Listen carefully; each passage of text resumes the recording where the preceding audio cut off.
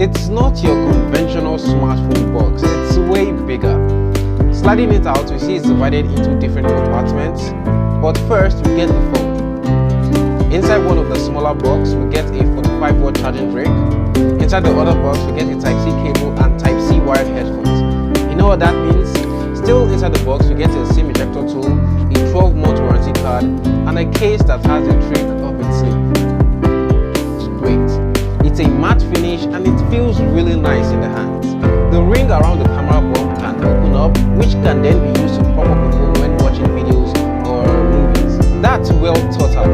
Tecno's usual position. At the bottom of the phone is the speaker grill, the Type-C port, and dual 5G SIM card slot. There is no headphone jack on this device. The print scanner is under the display and it is pretty quick. It's an optical scanner and yeah, it works well. There are no stereo speakers on the Phantom X2, which it doesn't feel big. It feels normal in my hands. It's 6.8 inches. It's also AMOLED.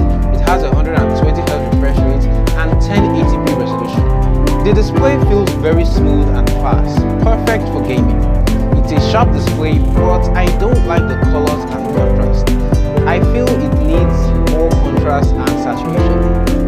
Still on the display, the bezels are slim, which is a good thing.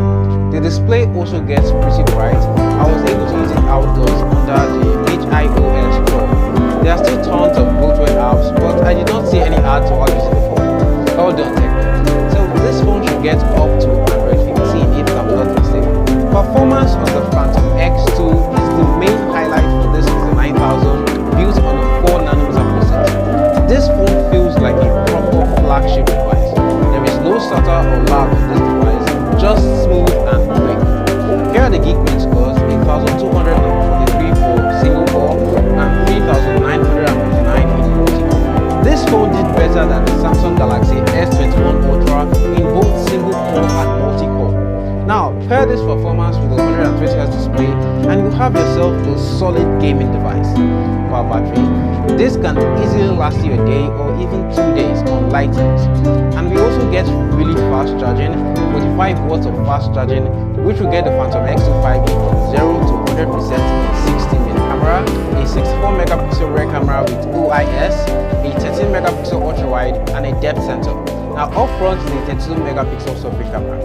Now for some